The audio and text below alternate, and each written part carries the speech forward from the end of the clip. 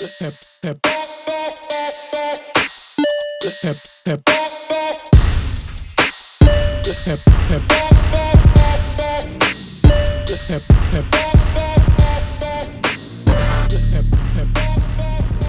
yung yung one.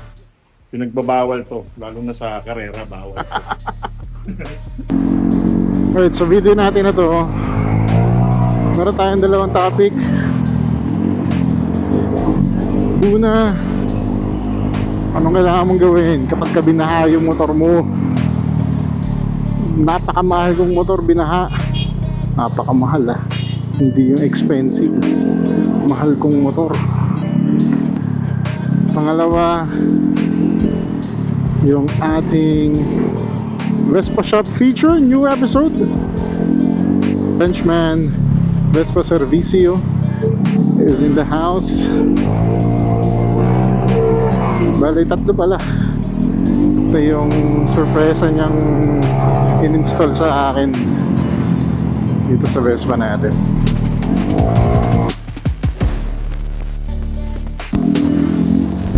Tara, game! Anong araw ba ngayon? Thursday evening. Gandang gabi. Eto, galing tayo kay Frenchman Vespa Servicio. And bakit nga ba tayo nandito? Tricks. Ang lakas. Kasi nga may pinaayos tayo. Nung kailan ba? 2 weeks ago, inabot yung Vespa natin. And medyo malala. Kaya tayo nandito. Pag uwi ko kasi biglang baha na sa amin. Kagaya nung before, nabanggit ko nga is normal na sa amin yung baha. Kaya ayun, mataon inaabot kasi wala ako sa bahay, kaya hindi na ilipat yung motor. After that, nagdesisyon akong ipaano na lang, ilalamove na lang dito kay Zoe mula sa Las Piñas. Sinakay natin sa Lalamove. Inabot ako sa Lalamove ng kano ba? 1,000? 1,1? 1,2? Ganun. Kasi nag-request ng Skyway yung Lalamove. May additional. So, ginawa natin. Nung aabutin na, sabi ko, wala nang chance. Kasi sa loob ng garahe, mataas na. Lalong mas mataas sa labas, sa kalsada, sa street mismo namin. Tinanggap ko na lang na aabutin, kaya tinanggal ko yung baterya.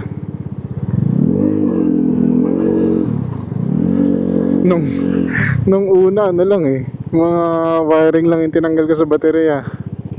Yung pala butas yung ilalim ng baterya ng lalagyan. Kaya aabutin din. Aabutin din talaga. So maobliga kang ilabas mismo yung baterya sa motor.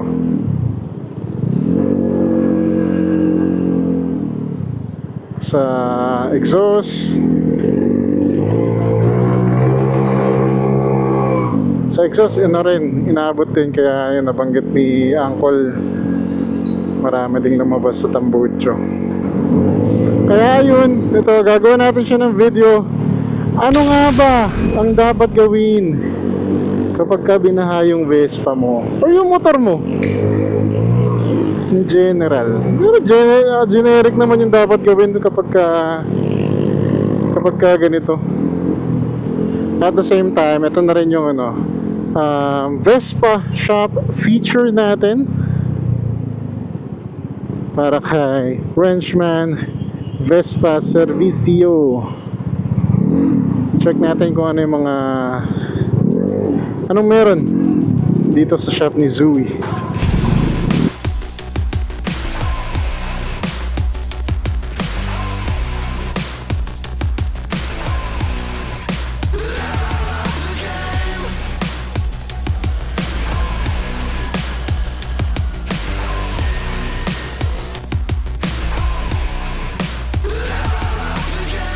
Hi, this is Zooey.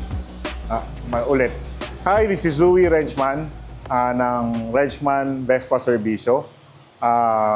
We are located at 2080 Alonso Santa Lucia, Novaliches, Quezon City.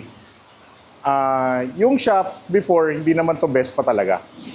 This is designed for supercars na European. Pero nag-ship tayo kasi matanda na tayo sa paggawa ng kotse, nag-ship tayo sa Vespa. So, I was a former car mechanic, supercar mechanic, and then nag-ship na lang ako dito sa Italian bike na Vespa. So, dito, kinikater namin yung mga European brands. Most likely, ang pinakagusto namin gawin talaga Vespa. Tapos, may Lambretta rin, paisa-isa na Royal Alloy. So, okay naman na meron ding mga ibang brands na dumarating pero wala kaming Japanese.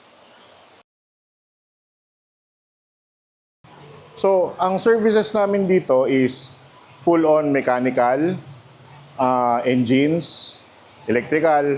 Ang pinakagusto namin is yung diagnostics, yung mga troubleshooting. Yung mga mahihirap ng hanapin. Yan ang mga forte namin. Lalong-lalo na yung mga nalulose threads. Yan. Dito, marami kami nagagawa niyan. So, medyo hard kami sa mga diagnostics, live diagnostics with the client, mapa-electrical man yan, noise and everything.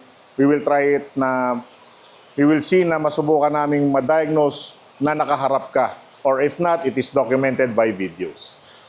So, pagdating naman sa karga-karga, we have this 150 power. Ginagawa naming malakas yung mga 150cc. Before, tawag namin dyan is super stock. Pero wala na yon kasi na-outdate na natin yung ganon. So, hindi na tayo ganang gumagawa ng super stock. Pwede naman, pero we call it here na 150 power na. Before, super stock namin is port and polish, cams. Nasa inyo naman yan kung handa kayo pumasok sa mundo ng mga halimaw. Meron din kaming mga bagong products like 171cc kasi yung original na 61mm na Piaggio lumabas na. So we install that even though may ECU o wala. Nag-eraser ka or stock na ECU, okay lang yon. It's your choice pero mas maganda pa rin nung naka-ECU ka na eraser. Meron kaming 183cc power. Ayan na yung ginagamitan natin ng... wait lang. Hanapin ko. Nasaan na ba yun? PJ, nasaan na yun? Ayan o. Nagpakita ko lang ito, pare. So, yun yung ginagamitan namin ng ganitong klase na... Yun yung ginagamitan namin ng ganitong klaseng crankshaft. So, tawag ko rito is pendulum type. Kasi mas maganda yung bato. It's P6, di ba? So, mas may bunot, may hugot yung makina mo. Mas malakas. We also do 183cc big valves. Yung mga ganyan. Meron kaming mga product na self-made like me and Tony invented yung oil cooler. Meron tayo noon. Meron kaming mga nagawan tools para sa drain plugs ninyo. Kasi lost thread din, no? So pagka nasira, meron kaming ready niya na hindi na ibababa yung makina nyo. So, eraser tuning, meron kami nag-tune. Tapos yung mga karga-karga, may mga pyesa naman kami dito. Most likely, hindi siya galing ng Vietnam. So, ibang bansa naman yun. Ni-research namin yan, sinubukan namin, nagpasabog kami. Kasama yan sa buhay ng kargado eh. So, kahit ako sarili kong motor, napasabog ko na rin. Okay lang yun. Pinasok ko yan eh. Pero those are the things na kailangan nating i-consider pagpapasok tayo sa ganon. Kaya nga sinasabi nila, stock is good. Di ba? So, dito sa shop, meron na kaming mga new equipments like vapor blasting. Pag binaba namin yung makina nyo, lilinisin namin thoroughly. Meron kaming, we are one with Golf. So, yung mga lubricants namin, we make sure na magandang klase. So, Golf ang ginagamit namin langis. Meron kaming mga bagong equipments, bagong mga diagnostic tools para sa mga 2024 Euro 5s, para handa na kami dyan. So, magiging one-stop shop na kami pagdating sa Vespa products. So, yun po.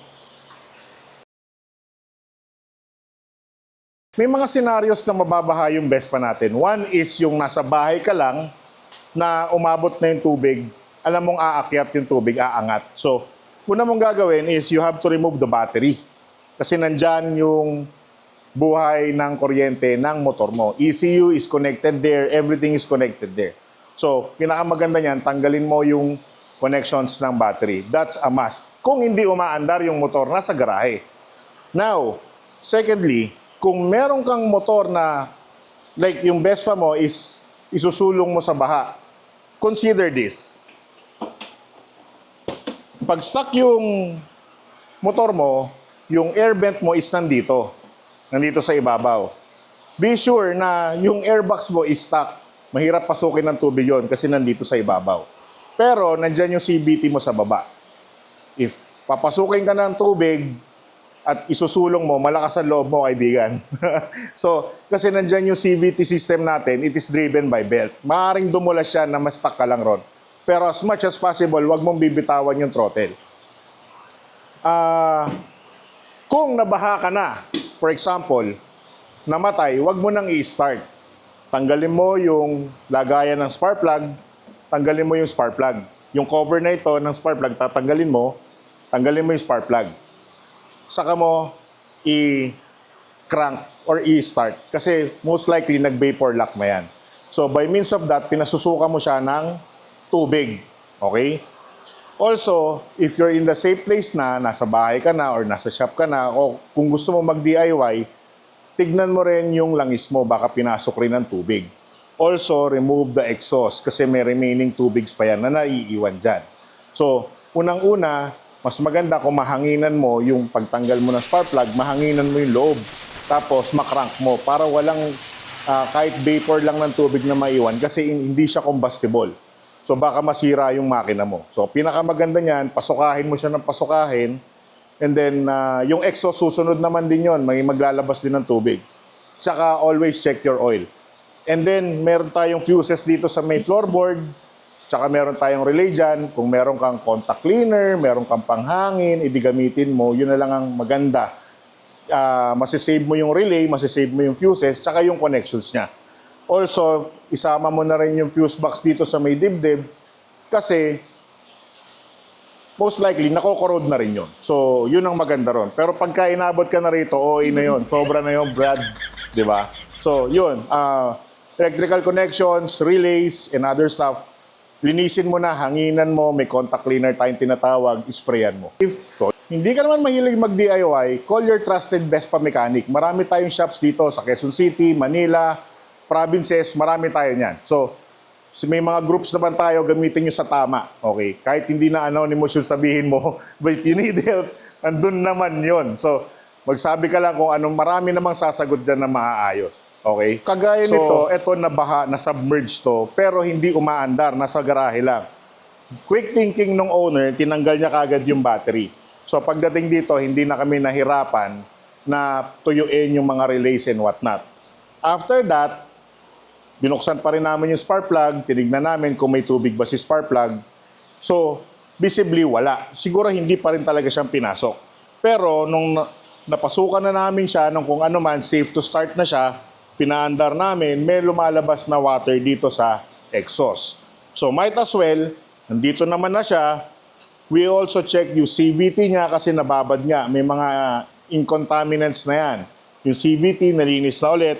Yung brake system, nilinis na ulit, front and rear. Also, yung electrical connections, nilinis na lahat ng mga sockets. Siyempre, kagustuhan niya, birthday boy, ginawa na namin siyang 171cc. So, kinargahan na namin siya nang hindi niya alam. So, pagkakuha niya na itong motor na to, hindi niya alam to actually. Pagkakuha niya ng motor na to, dun siya magugulat. Kasi ang lakas niya sa gas. But anyway, yun lang. That's the fun part of it. Na-surprise natin si Amor Solomoto. Pero siya rin naman mag-edit nito. Malalaman na rin. Mamaya pag-ride niya, tignan mo. So, yun lang po. Thank you guys. So again, we are Wrenchman Vespa Servicio. We are located at 28 T. Alonso, Santa Lucia, Novaliches, Quezon City. Ang operating hours namin is 9:30 in the morning hanggang 6:30 p.m. Tapos, we are open Tuesdays till Sundays. Kahit holiday, pumapasok po kami rito. Pera lang ang araw ng Pasko at saka ng New Year. So, yun po. Open kami ng mga araw na the rest of it. Okay? Wag lang Monday. Walk-ins available. Okay. Mas maganda kung makapagpa-schedule kayo so wala kayong kasabay dito na motor. Walk-in, okay lang if you can wait pagka may kasabay kayo. Kasi respeto na lang natin sa nagpa-schedule. Pero mas maganda, you message us at Facebook, Wrenchman Vespa Servicio, on Instagram, Wrenchman Vespa Servicio din. Yun lang. Ayan, narinig nyo. Mula kay Zoe or kay Wrenchman na mismo. Nagkagulatan. Kagulatan sa ginawa. May pa-surprise. Nabanggit nga na ininstallan na niya ng Piaggio kit 180 kit or yung in exact ano is 171 ba? 171cc kit. Itong ating Vespa na beige. Ito yung sinasabi ko, testing natin ngayon dito. Testing natin siya ngayon dito sa Commonwealth. Sana hindi traffic. Baka bigla lang konti. Ano man And so far, masaya. Yung Vespa 180 kit Piaggio kit. Siguro naman familiar ka na pwede mo na itong isalpak sa motor mo. Yung gamit ng 2025 na Vespa Primavera and Sprint is pwede or bolt-on na siyang ikakabit dun sa mga 150cc units natin na mas older models. And as Wrenchman said, naka-stock ECU pa rin tayo. Posible pa rin yun.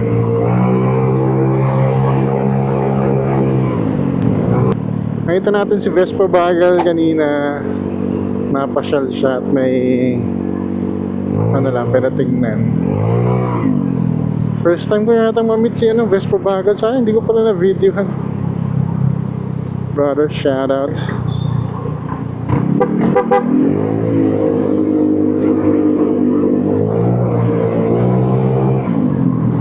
Masaya. Masaya siya. $100.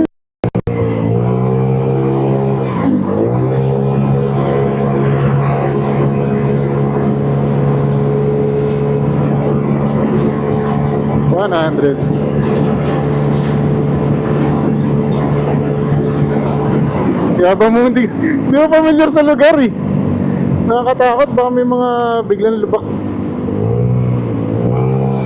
Try nating ikot mamaya sa dun sa familiar tayo sa South Super.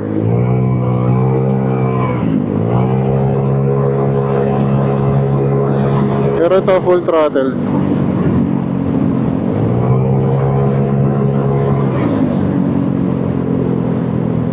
Ingat-ingat lang.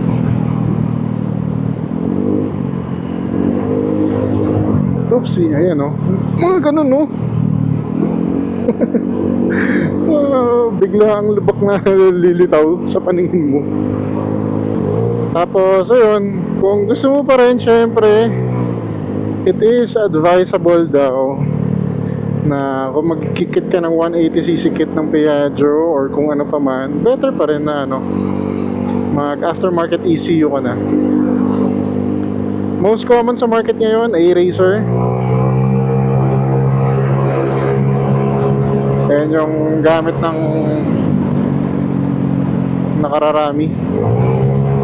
May ba dito? Motorcycle lane? Nagsapot nasa gitna ako. Baka mga incap tayo.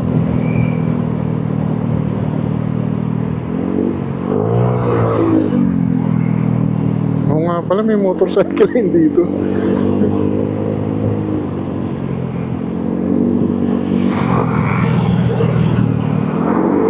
Kamusta yung mga nyo?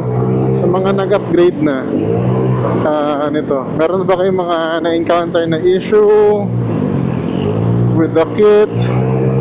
Share nyo naman para mabasa ng mga tropa natin sa comment section. Hindi na rin ako marunong mag-vlog, nawawala na ako nang sasabihin. Isang buwan na yata nung huli na ating vlog eh.